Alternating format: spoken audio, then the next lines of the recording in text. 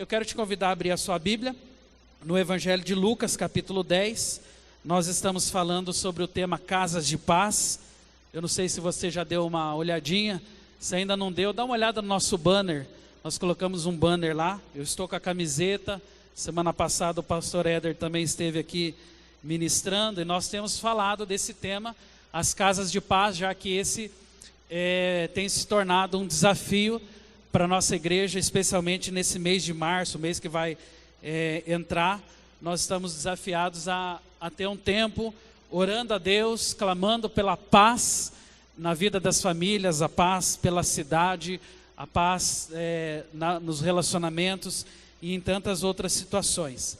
Abra sua Bíblia então, Lucas capítulo 10, que é o texto que nós já estamos vendo. O pastor Éder já ministrou 2 palavras sobre esse tema, e eu quero ler com você a partir do verso 1, onde a Bíblia nos instrui, dizendo o seguinte: e depois disso, o Senhor designou outros 70, outros 72, e os enviou de 2 em 2 adiante dele, a todas as cidades e lugares para onde ele estava prestes a ir.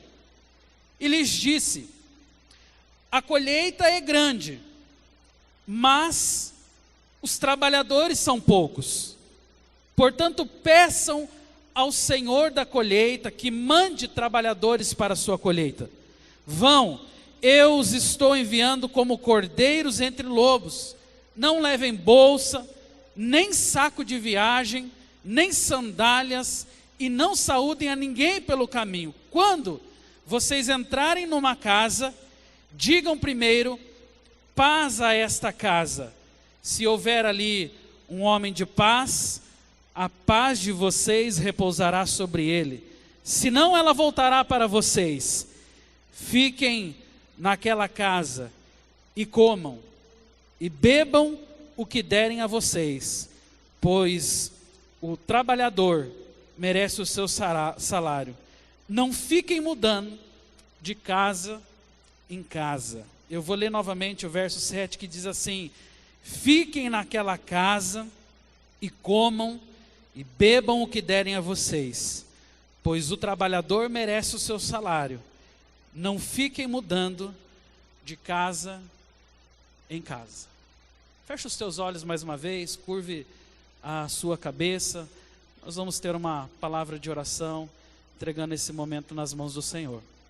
Pai querido, nós estamos diante da Tua palavra, Senhor, e ela sempre se revela como lâmpada para os nossos pés e como luz, Senhor, para os nossos caminhos. Nós vivemos em desafios constantes nos nossos relacionamentos, na nossa sociedade, e nós como igreja precisamos da paz que vem do alto. Precisamos da paz do Senhor sobre as nossas vidas. Por isso, nessa hora, Pai, vem com a tua palavra, vem com o Teu Espírito, Deus, se revelar mais uma vez no meio da Tua igreja, ministrando assim os nossos corações e trazendo às nossas vidas aquilo que tanto nós precisamos, que é a paz do Senhor, que excede todo o entendimento. Esse é o nosso desejo e oração, e fazemos assim em nome de Jesus Cristo. Amém. Queridos, nós já estamos falando, então, como eu disse, por 3 domingos, desse tema, Casas de Paz. O pastor Éder ministrou já 2 palavras. Se a tua rede de células já recebeu os livrinhos, você consegue acompanhar essas palavras na íntegra. Todas as palavras que estão sendo ministradas aqui, elas estão na íntegra nos livrinhos que vocês vão receber para fazer o desafio da semeadura da paz. Então, quando você receber o seu livrinho, através do seu líder de rede, através do seu líder de célula, você vai poder acompanhar cada uma dessas palavras. Algumas redes, acredito que já até distribuíram os livrinhos.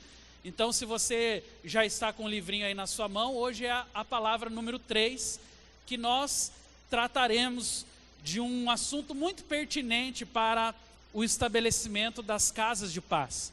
Que assunto é esse? É o assunto dos relacionamentos. Eu e você fomos chamados por Deus para desenvolvermos, sim, uma vida santa, para caminharmos diante do Senhor através de busca religiosa, santificada na presença do Senhor, mas também fomos chamados por Deus para viver relacionamentos, né? É impossível que alguém, né, ainda que queira viver uma vida individualista, ainda que queira viver uma vida sozinho, uma vida sem relacionamentos, é impossível que você esbarre em determinado momento da sua vida nos relacionamentos, porque se relacionar é uma parte essencial da nossa vida, se relacionar é uma parte essencial também da nossa vida cristã, e é através dos nossos relacionamentos que nós conseguimos então semear aquilo que nós temos buscado tão avidamente nos últimos dias, que é a paz, né? Nós estamos buscando a paz, mas não é a paz do mundo, não é a paz de um governo bem sucedido, nós estamos buscando a paz de Cristo Jesus, a única paz que é capaz de trazer conforto, consolo e direção para os nossos corações. Nosso mundo está tão perdido, nós temos visto circunstâncias tão desastrosas na nossa nação, nós temos percebido relacionamentos tão moídos, infelizmente, pela vida, pelas escolhas e pelo tão conturbado momento que nós estamos vivendo no nosso quadro social. Eu ainda poderia, talvez, colocar algum tipo de esperança nos nossos governantes, poderia talvez colocar algum tipo de esperança na nossa nação, naquilo que de alguma forma pode acontecer entre os nossos governantes, mas eu posso dizer para você muito tranquilamente algo que Deus tem colocado no meu coração. Eu tenho certeza que, muito embora os nossos governos possam melhorar, muito embora possa acontecer um milagre no nosso governo e uma nova legislação possa mudar os rumos da nação no que diz respeito à sua organização, mas eu tenho certeza de uma coisa: mesmo que o nosso governo melhorasse, mesmo que a nossa estrutura social melhorasse muito, mesmo que acontecesse milagres na administração do Brasil, ainda assim, queridos, existe algo que somente eu e você, como transmissores da paz, podemos fazer pela nossa nação. O governo pode mudar a legislação, pode melhorar a sua administração, mas o governo, o Brasil, jamais conseguirá trazer a paz do céu, porque quem traz a paz do céu sou eu, é você. Quem traz amor de Cristo Jesus sobre a vida das pessoas sou eu, é você. Tudo pode acontecer na nossa nação, podemos até mesmo viver uma reviravolta, não sei, nos próximos anos, mas de algo eu tenho certeza: ainda que vivamos uma reviravolta nas nossas administrações, ainda que o nosso governo melhore muito, a paz que vem dos céus só pode ser trazida através da igreja, amém? Só você, olha para a pessoa do seu lado e fala assim: a paz de Deus, é você que traz. Queridos, isso é algo que tem que estar nos nossos corações. O poder que vem do alto é o que pode gerar transformação. Estou muito fascinado, compartilhei hoje na escola dominical com os irmãos, estou fascinado pela leitura de um livro chamado A Revolução do Voluntariado. E esse livro é um livro muito especial. O autor desse livro fala sobre algumas características da igreja, e eu fiquei assim deslumbrado ao perceber que por muitos anos nós começamos a perder um pouco da paixão e talvez a deixar de acreditar na real capacidade da igreja sobre a terra. Hoje nós temos uma infinidade de ONGs, de instituições, de grupos societários, de pessoas empenhadas pelo bem-estar da humanidade, que estão trabalhando e fazendo belíssimos trabalhos ao redor do mundo. E isso é bom que aconteça, mas assim como eu me referi aqui ao governo, também me refiro a qualquer outra instituição. E eu quero dizer para você uma coisa: não existe nada que se compare à igreja na terra. Deus instituiu a igreja na terra. Eu e você precisamos voltar a acreditar no potencial, na capacidade da igreja sobre a terra. Talvez muitos de nós, frustrados com os diversos testemunhos negativos da igreja, com várias coisas que aconteceram ao longo da história, talvez já tenhamos perdido a esperança na igreja. Mas eu quero dizer uma coisa para você: a igreja é uma instituição divina. E todas as vezes que nós mencionamos igreja, por mais que existam mazelas históricas sobre a vida da igreja, eu e você precisamos sempre nos recordar: igreja é instituição divina. Da mesma forma, o casamento. Você conhece alguém que já se decepcionou na sua vida conjugal? Você conhece alguém que talvez, de alguma forma, não acredite mais na relação entre um homem e uma mulher debaixo de um mesmo teto? É possível que você, em algum momento, talvez de discussão com a sua esposa, já tenha pensado: meu Deus, como é possível viver debaixo de um mesmo teto, debaixo de um mesmo lar, com uma pessoa totalmente diferente? Pasme você, casamento também é instituição divina, também é criação de Deus.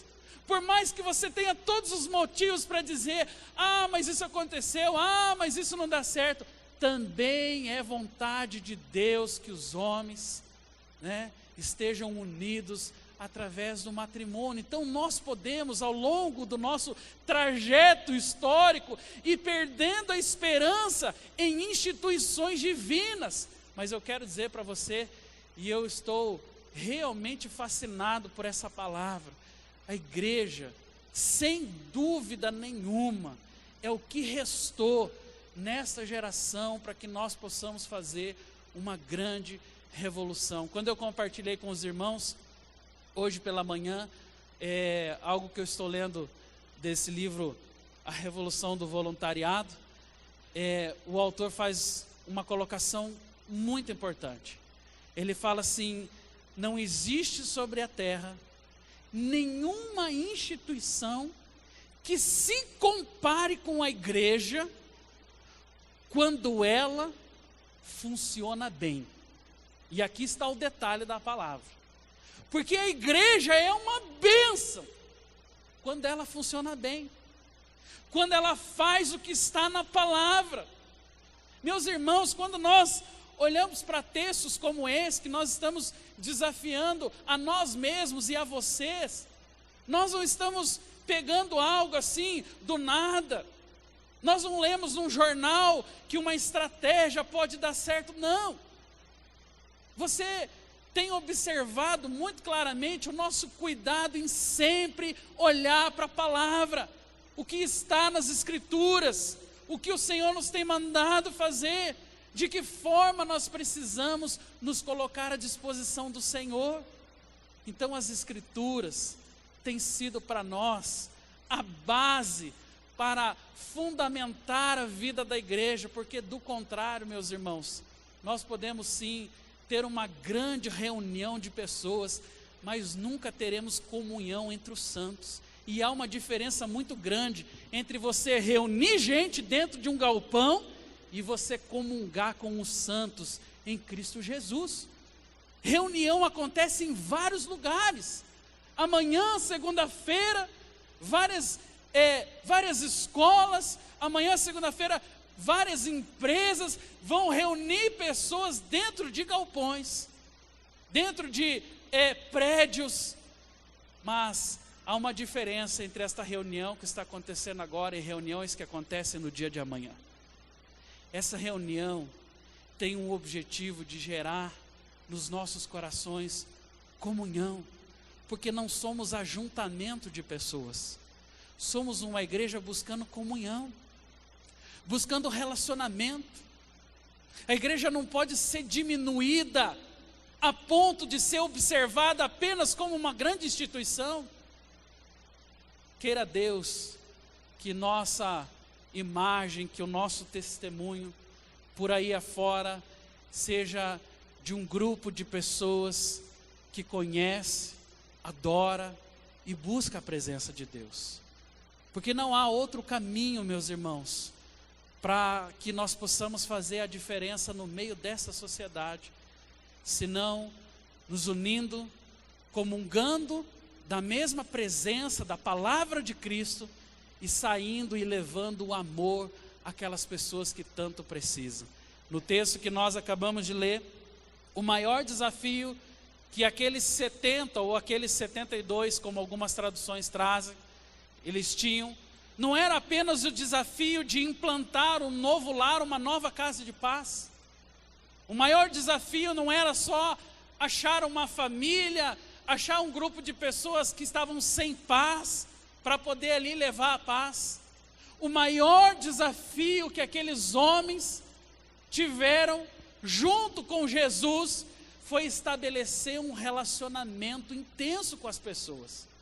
Eu tenho fortes indícios na leitura desse texto para dizer para você que o tipo de evangelismo que esses homens fizeram, levando a palavra de Deus, não foi um evangelismo do tipo fast food, não foi um evangelismo superficial, não foi um evangelismo na base apenas do panfleto Jesus te ama. Eu tenho fortes indícios olhando para esse texto em dizer para você que o evangelismo que eles fizeram foi um evangelismo altamente relacional. Tinha relacionamento, tinha comunhão, tinha momento junto, não era apenas um impacto evangelístico, não era apenas um evangelismo explosivo, não era apenas algo para chamar a atenção da sociedade. Era algo que tinha, sem dúvida nenhuma, um projeto, uma oração, que tinha um propósito definido, ou seja, se relacionar além das necessidades das pessoas. Era mostrar para eles o reino de Deus, era implantar o reino de Deus, era preparar o caminho do Messias, que viria logo após eles, talvez ministrando cura, ministrando libertação, tocando aquelas vidas, realmente gerando a manifestação do seu Espírito, para que todos pudessem ter uma experiência diferente com o Senhor.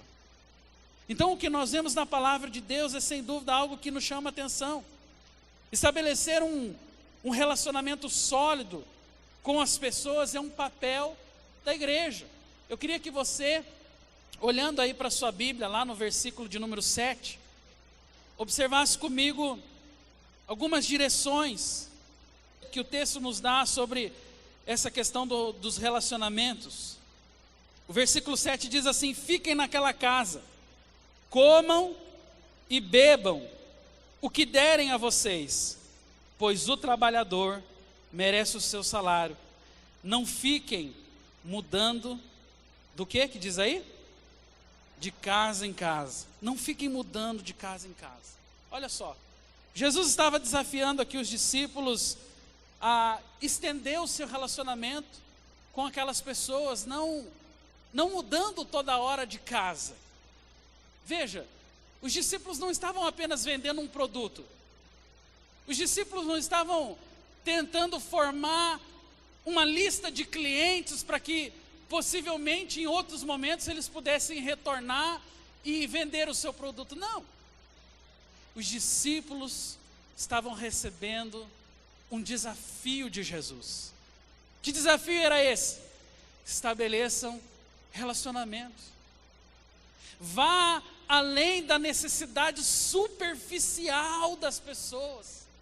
É fato que hoje muitos de nós às vezes nos aproximamos de algumas pessoas e temos oportunidade de ministrar o reino de Deus, ministrar o evangelho através das suas necessidades. Isso vai ser sempre muito comum.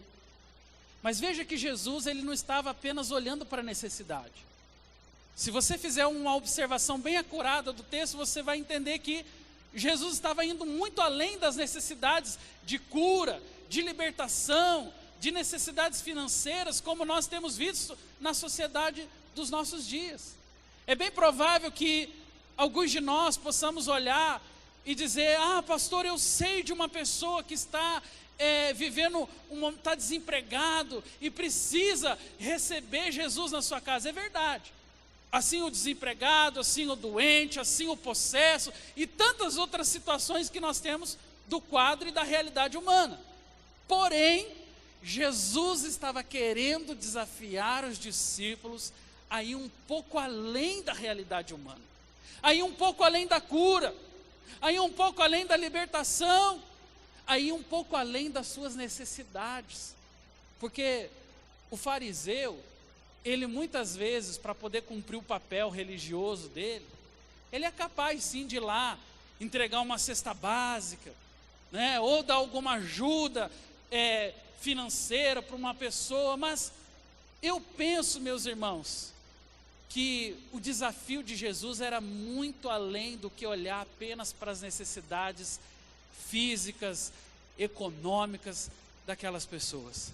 Jesus queria buscar o coração deles. Jesus queria que os discípulos entrassem na vida daquelas pessoas, entendessem as suas histórias, entendessem as suas dores, percebessem, quem sabe, o que levou eles a viver aquele estilo de vida tão desastroso. Então a palavra de Deus, através do desafio que Jesus dá aos seus discípulos, era para que eles pudessem entrar na história daquelas pessoas e poder compartilhar a palavra, e poder dizer a eles o quanto Jesus os ama, poder dizer a eles que o reino de Deus está próximo, que a volta do Senhor está próximo. E veja bem, meus irmãos, se naquela situação já estava muito próximo, imagine hoje. Era de alguma forma levar aquelas pessoas a entender que não podemos deixar decisões tão sérias para o dia de amanhã. A decisão que nós precisamos tomar, a decisão que a sociedade precisa tomar é hoje. A palavra de Deus, no livro de Hebreus, nos traz exatamente essa informação hoje. Se vocês ouvirem a voz do Senhor teu Deus, não endureçam o coração. A Bíblia não fala amanhã, a Bíblia não fala mais para frente, quem sabe daqui um ano, quem sabe daqui um mês, não. A palavra fala hoje. Se ouvires a voz do Senhor teu Deus, não endureça o coração. O propósito de Jesus era salvar. O propósito de Jesus era libertar sim aquelas pessoas. O propósito de Jesus era gerar cura no meio daquelas pessoas. Mas além de tudo isso, o propósito de Jesus era poder estar no coração deles, era poder viver sobre a vida daquelas pessoas. Não era só uma cura fast food, não era só uma libertação fast food, não era apenas um momento espiritual, mas Jesus queria entrar na casa daquelas pessoas e fazer morada sobre a vida delas. Em nossos dias não é diferente. Nós precisamos nos atentar para desafios como esse que os discípulos receberam, porque nós também estamos todos os dias nos relacionando com pessoas que ainda esperam por quem sabe uma mudança na sociedade, quem sabe uma mudança no governo. Eu também espero isso, de verdade, mas eu sei que a verdadeira mudança, eu sei que a mudança de coração, de alma, eu sei que a transformação espiritual só pode vir através dos céus. E ela vem através das nossas vidas, porque nós estamos em comunhão com Deus, amém? Há uma segunda coisa que eu quero observar com você nesse texto. A Bíblia nos diz, lá no versículo 4, se você puder dar toda a sua atenção nesse momento para a leitura. A Bíblia diz assim que Jesus os orientou, dizendo: não levem bolsa, nem saco de viagem, algumas traduções dizem alforge, e nem sandálias, e não saúdem também a ninguém pelo caminho. Não levem bolsa e não levem alforje. Jesus estava querendo deixar claro para os discípulos uma situação. Olha, vocês podem ter um certo conhecimento, mas não tinham porque eram novos convertidos também. Vocês podem ter uma referência da religião judaica que está atuando nos seus dias. Quem sabe vocês podem até ter um bom livro aí, guardado com vocês, que seria talvez um baita de um instrumento para poder chegar lá naquela casa e interagir com as pessoas. Mas olha, o que Jesus disse para eles: eu não quero que vocês dependam de nada. Não dependa de bolsa, não dependa de alforje, não dependa de livros, não dependa de nada. Dependa de mim. Jesus estava tentando gerar e forjar no coração dos discípulos uma dependência, ou seja, fé nos seus corações suficiente para que eles pudessem saber: olha, nós estamos indo para um desafio. Nós não temos espada, porque Jesus muito claramente disse para eles: olha, eu estou enviando vocês como ovelhas no meio de lobos. Então assim, só que Jesus não deu uma espada, não deu uma metralhadora de última geração para eles. Pelo contrário, nem sandália nos pés vocês vão colocar. Vocês vão totalmente despidos de toda e qualquer circunstância ou de toda e qualquer coisa que possa gerar em vocês uma certa dependência, uma certa segurança. Ora, o que Jesus estava querendo dizer com isso é muito simples. A minha segurança para fazer qualquer coisa que diga respeito ao reino de Deus precisa estar nele. A minha dependência, toda e qualquer ação da minha vida, todo e qualquer projeto que eu estabeleça precisa verdadeiramente passar pela prova da segurança em Deus. Porque é muito fácil eu e você, em desafios como esse, nos munirmos de várias situações para podermos, quem sabe, conseguir assim uma certa segurança para o nosso coração e dizer: não, olha, se isso não der certo nós tentamos aquilo, se aquilo não deu certo nós tentamos aquilo ou outro. E muitas vezes isso é apenas uma especulação vaga dos nossos corações, porque tudo de que as pessoas precisam e de que nós também precisamos é da presença dele, é da presença do Pai. E eu e você não podemos temer. O pastor Éder fez essa colocação na semana passada. O que pode nos impedir de aceitar um desafio da palavra de Deus? Às vezes é o temor. Temor que vem justamente da insegurança, de não sabermos o que vai acontecer, de não sabermos como reagir, às vezes até mesmo de não sabermos como falar. Mas o próprio Jesus fez uma declaração dizendo: olha, naquele dia, naquela hora, vocês não se preocupem com o que vocês vão falar, porque eu falarei através de vós com o meu espírito. Quando eu fico inseguro, quando eu fico preocupado, na verdade é porque eu estou depositando toda a confiança em mim mesmo. Na verdade é porque eu estou dependendo o tempo todo de mim mesmo. Quando eu muitas vezes temo os desafios da palavra, é porque essa insegurança que foi gerada no meu coração já fala exatamente disso, da ausência dele, da ausência da presença do Senhor, que é tranquilizadora, que traz paz, que traz direção, que nos leva a sermos surpreendidos, porque tudo o que nós temos que fazer é algo tão simples, é apenas responder ao seu chamado. E todas as vezes que nós nos esquivamos e procuramos argumentos e respostas e divagamos entre tantas outras coisas que não a vontade do Senhor, na verdade nós estamos ali mostrando o nosso temor, a nossa insegurança e a nossa dependência de nós mesmos, o que jamais poderia acontecer. Então quando Jesus fala: ó, não leva alforje, não leva bolsa, nem sandália leve para vocês calçarem aos pés de vocês, é que Jesus estava dizendo assim: dependa somente de mim, dependa somente da minha presença, dependa somente da minha palavra. Olha para a pessoa que está ao seu lado e fala assim: dependa dele.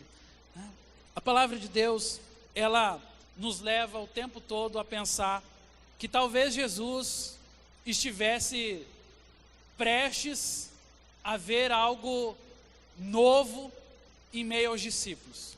Eu queria que você entendesse que nesse desafio que Jesus fez para aqueles homens, Jesus também fez debaixo de um processo aonde ele provaria aqueles homens. Quem eram os discípulos? Eram doutores em Bíblia? Os discípulos eram religiosos, conservadores, dedicados à sua doutrina? Os discípulos estavam nas sinagogas constantemente orando e lendo as Escrituras? Não. Veja bem, Jesus faz um desafio que mudou a história. Por que mudou a história? Porque Jesus desafia 12 homens, pasme você, novos convertidos, sem experiência, que em menos de 3 anos já teriam o título de apóstolo. Tal era a expectativa do Senhor com a mudança que ele esperava através da vida daqueles homens. Esse texto não está na cartilha que nós estamos estudando, mas eu queria que você abrisse sua Bíblia aí em Marcos, e eu queria mostrar algo para você nesse momento. Marcos capítulo 16, e esse é o momento onde Maria Madalena, Salomé, Marcos 16, a palavra conta esse trechinho da história. Maria Madalena, Salomé, a Maria mãe de Tiago, elas estavam comprando especiarias para ir ungir o corpo de Jesus. Você conhece toda a história, eu vou me limitar aqui a ler toda ela, para que possamos ser mais objetivos. Mas o fato é que essas mulheres, indo ao sepulcro, se encontraram com um anjo do Senhor, que disse: vocês estão procurando Jesus, o Nazareno, que foi crucificado, mas ele ressuscitou, ele não está mais aqui. E ali o anjo, então, diante daquela cena, mostrou o lugar e falou: olha, Jesus ressuscitou, vão, digam aos discípulos e a Pedro que o Senhor vive. E foi isso que as mulheres rapidamente partiram a fazer. Elas saíram, foram na direção dos discípulos, e elas tinham uma missão sobre as suas vidas. Qual era essa missão? Comunicar aos discípulos que Jesus Cristo havia ressuscitado. Agora, eu queria que você pensasse o seguinte: quanto tempo mais ou menos os discípulos ficaram com Jesus? Quanto tempo? 3 anos, em torno de 3 anos. Alguns estudiosos dizem que até muito menos do que isso. 3 anos é um pouco assim, limitado para que alguma pessoa possa compreender todos os aspectos do reino de Deus. Mas se não bastasse o fato de passar 3 anos intensos, vendo Jesus curar, vendo Jesus libertar, vendo Jesus operar milagres, e tantas coisas que eles viram o mestre fazer, mesmo assim, o coração daqueles homens e a vida daqueles homens nos parece que não estavam assim tão preparados para a missão a que Jesus daria a eles na sequência. Eu queria que você olhasse aí, que a sua Bíblia está aberta em Marcos 16. Veja comigo o versículo 11. A Bíblia diz assim: quando elas foram anunciar então a ressurreição de Jesus, quando ouviram que Jesus estava vivo e fora visto por ela, o que está escrito aí na sua Bíblia? Não creram. E depois Jesus apareceu, olha só isso, noutra forma a 2 deles, está se referindo aqui aos discípulos no caminho de Emaús, estando eles a caminho do campo, e eles voltaram e relataram isso aos outros, mas também nestes, eles, o que diz aí? Não creram de novo. E mais tarde Jesus apareceu aos 11, enquanto eles comiam, e censurou-lhes a incredulidade e a dureza de coração, porque, o que está escrito aí? Não acreditaram nos que o tinham visto depois de ressurreto. 3 versículos que mostram a incredulidade dos discípulos. Não creram e não acreditaram. Quando Jesus ressuscitou, E olha que Jesus passou 3 anos tentando de alguma forma trazer ao coração daqueles homens a clareza do seu propósito de vida, que era morrer e ressuscitar. Mas mesmo assim não creram, mesmo assim não acreditaram. Meus irmãos, eu confesso para vocês, se eu fosse Jesus, se eu estivesse no lugar do mestre, e passasse 3 anos ensinando as pessoas qual era o propósito, o que eles deviam fazer, e no momento mais importante, que é o momento da ressurreição, essas pessoas não crescem, eu iria ficar decepcionado. Eu iria falar: meu Deus, eu fiquei 3 anos ensinando para vocês. Eu fiquei 3 anos investindo em vocês. Eu fiquei 3 anos pregando, realizando milagres. Mesmo assim, não foi suficiente. Eles não creram. Eu iria ficar decepcionadíssimo. Eu iria olhar para os discípulos e falar: o quê? Instituir a igreja através de homens como vocês? Eu iria olhar para aqueles miseráveis e eu iria dizer para vocês: vocês estão dispensados, vocês foram reprovados. Eu ensinei vocês 3 anos sobre como crer, que eu iria ressuscitar, que eu tinha um projeto, que eu tinha um plano, e agora vocês não creem. Sabe o que Jesus fez? E aí eu acho que eu vou chocar você, como na leitura desse texto eu também fiquei chocado.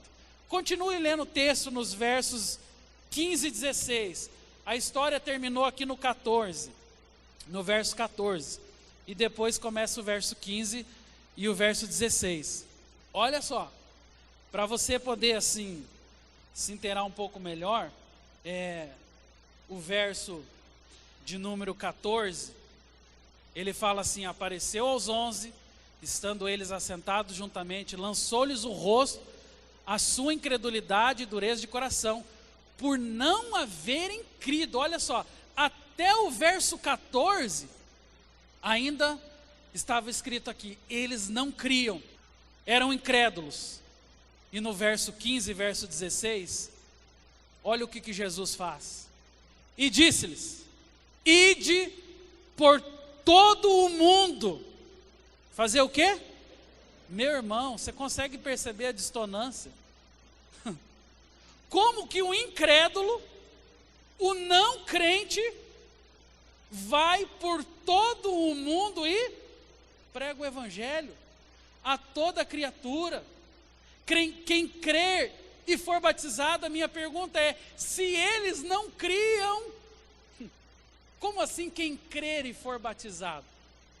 Sabe, meus irmãos, eu demorei um certo tempo assim para assimilar essa palavra. Até foi, o pastor Éder estava junto quando a gente recebeu essa ministração do Glênio Paranaguá, pastor Glênio de Londrina, e eu fiquei mastigando essa palavra, porque eu falei: puxa vida, onde está a dedicação desses discípulos? Onde está o amor desses discípulos por Jesus?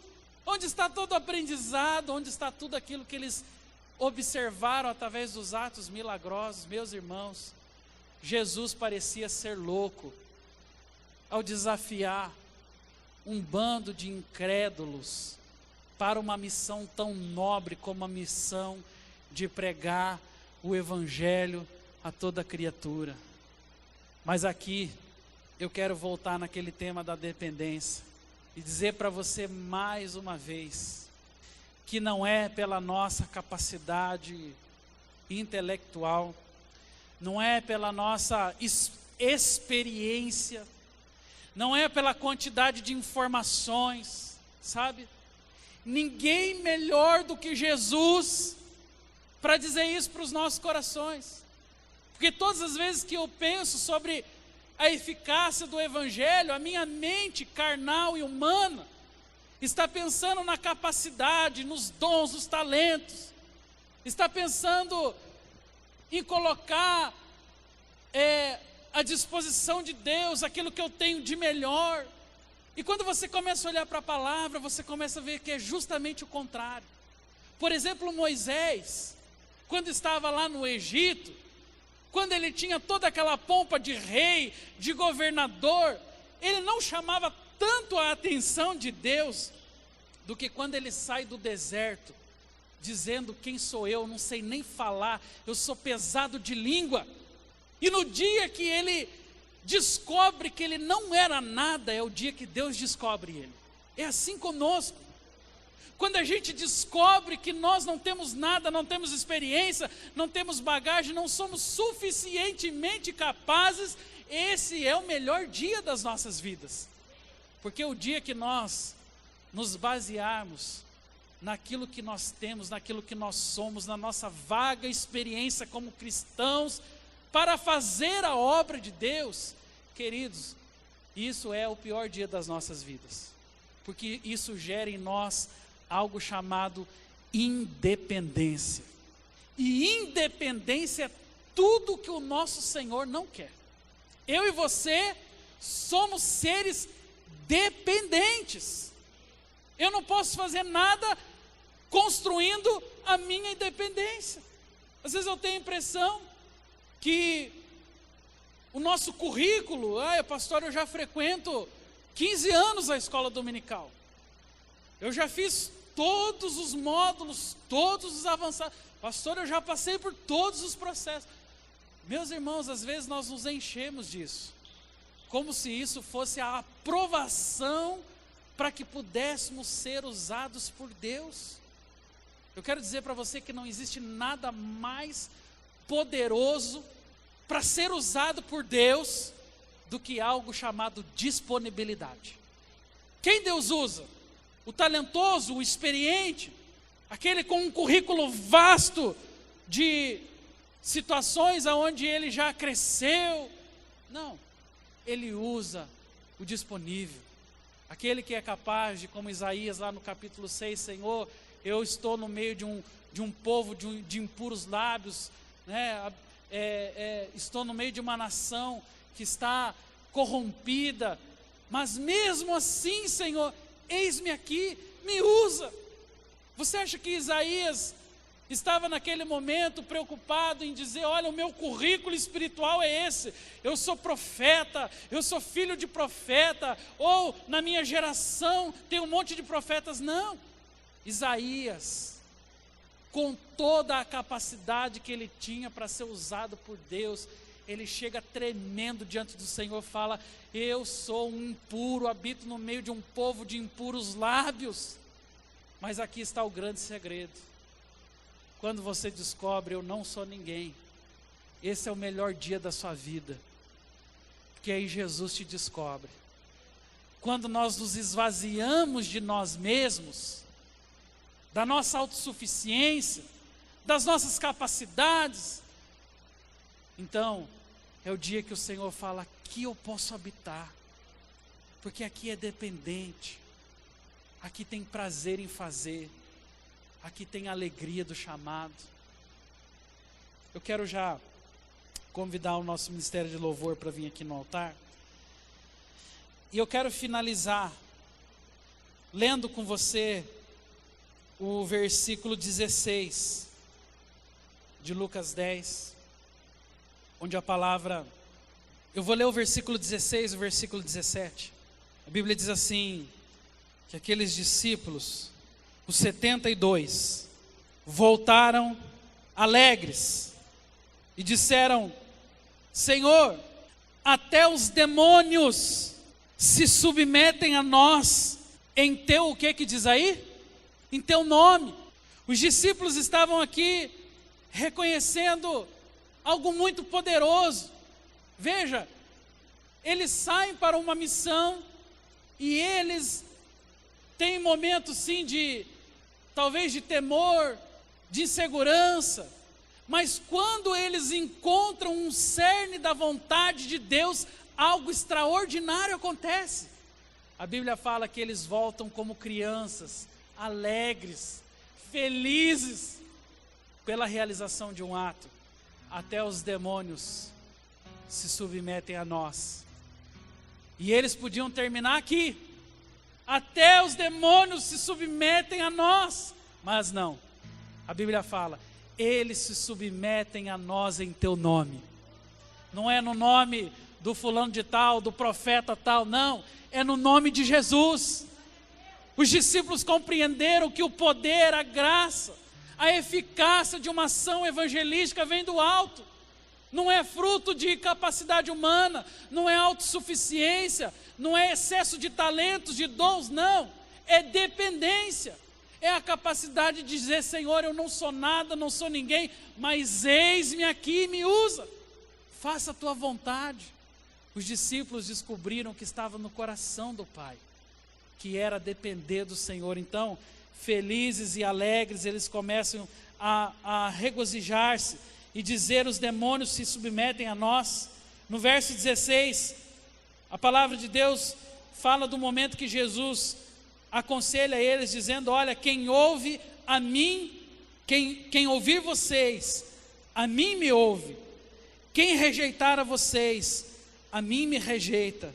E quem me rejeita, rejeita também aquele que me enviou.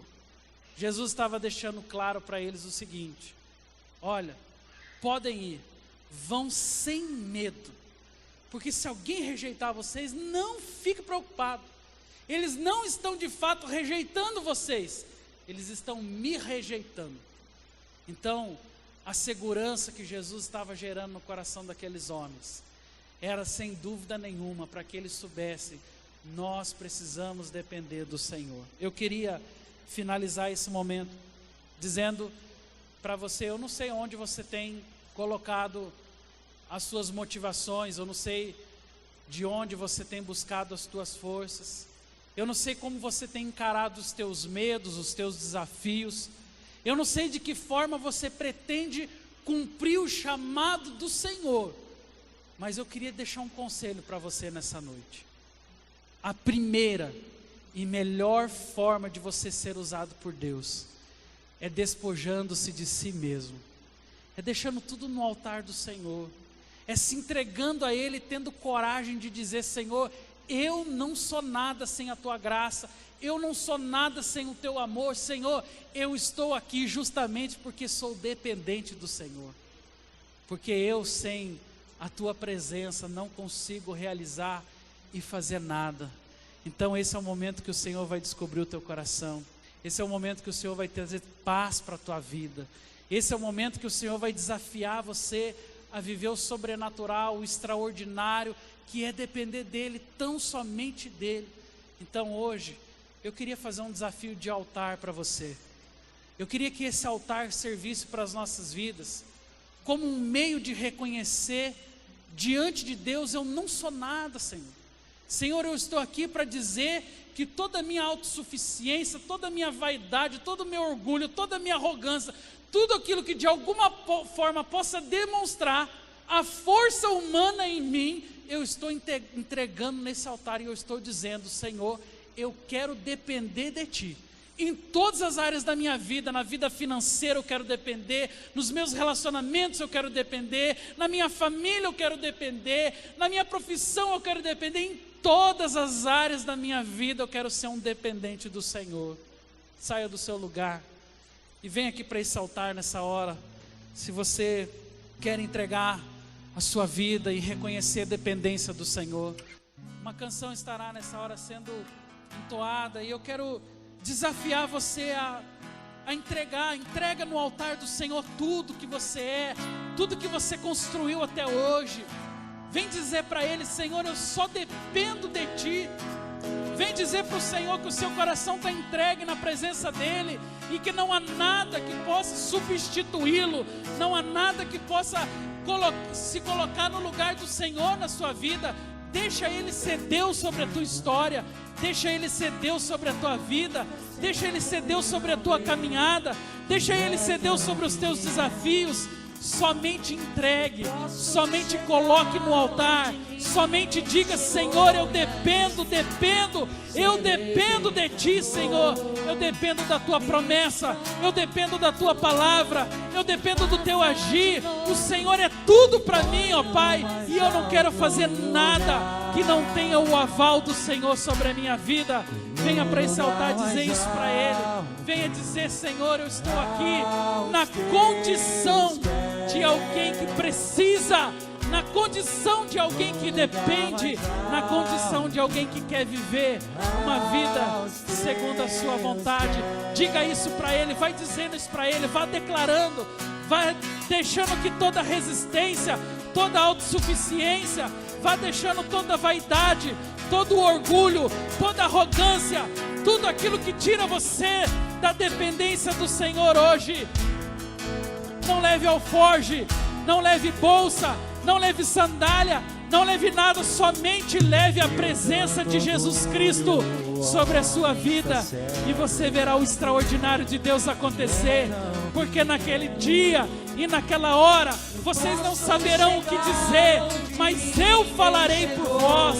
É eu quem falo, sou eu quem ministro, sou eu quem derrama a graça sobre os corações. Fala isso para Ele, fala: Senhor, eu vim depender do Senhor nessa hora.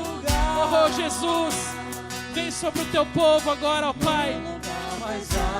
Vem derramar a tua unção de segurança sobre os nossos corações. Nós não queremos colocar a segurança na nossa inteligência, na nossa capacidade construída, nos nossos dons, nos nossos talentos. Não é nada disso, Senhor, é a tua presença, e somente a tua presença que nos faz, Senhor, ver o sobrenatural acontecer. Vá dizendo isso a Ele, vá declarando a Ele a sua dependência, meu irmão. Toda honra para ti, teu nome está acima de toda a terra. Acaso o servo dirá ao teu Senhor o que Ele fará? Eu não sou nada sem ti. Eu não sou nada sem ti.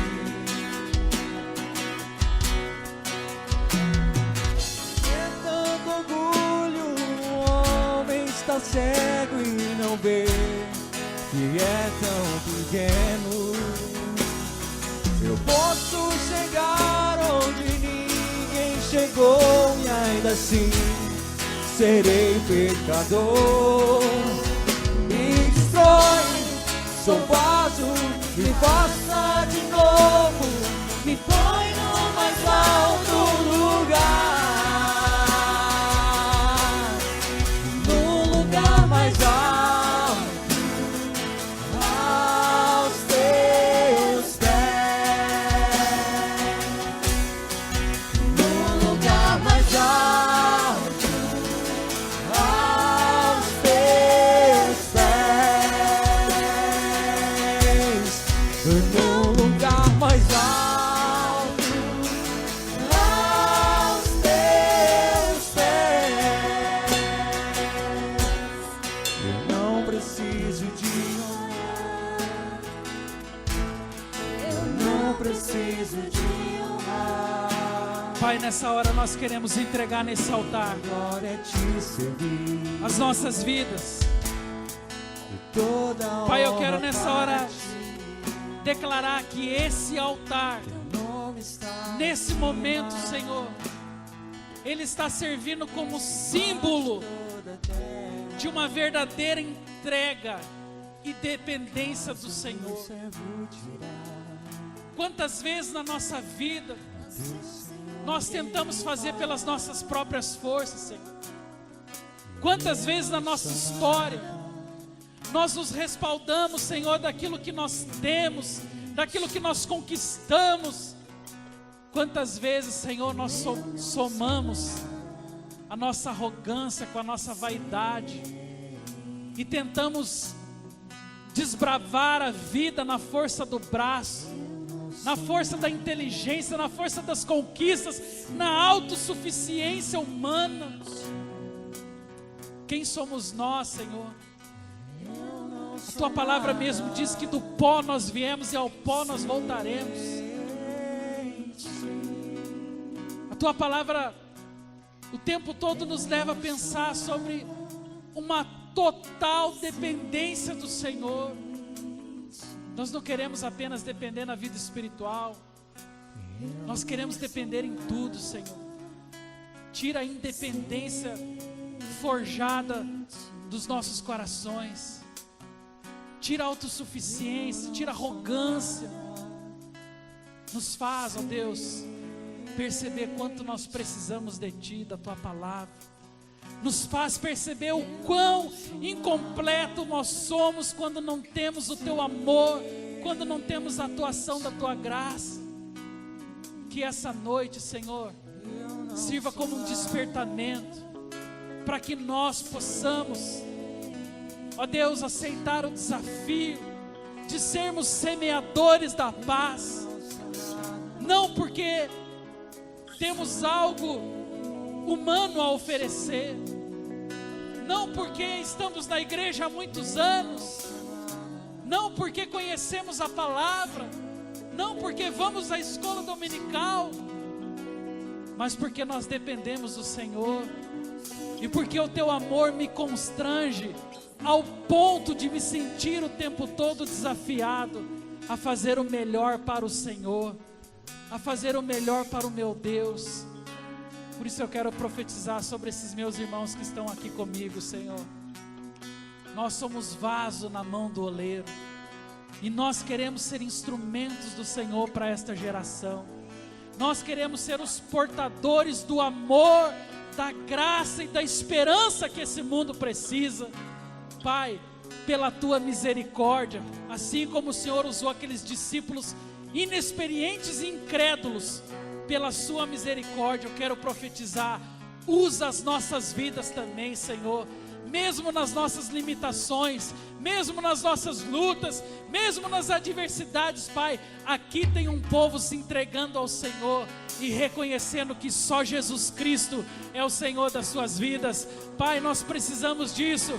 Por isso eu profetizo sobre esta geração, que sobre eles virá a graça, o poder, que sobre eles virá a compaixão, sobre eles virá o amor, sobre eles virá a alegria de sair por esse mundo e fazer discípulos e ministrar o amor e a paz de que esse mundo tanto precisa. Deus, torna esse povo aqui, torna essa geração agentes da missão do Senhor nesta terra. É o nosso desejo, Senhor, é a nossa oração, e nós fazendo isso, ó Pai, crendo no único, no precioso nome de Jesus Cristo de Nazaré. Vamos aplaudir o Senhor e vamos declarar a vontade dEle sobre os nossos corações. É por Ele, é por meio dEle e é para Ele todas as coisas, em nome de Jesus Cristo. Glórias ao Teu nome, Senhor. Aleluia, Pai.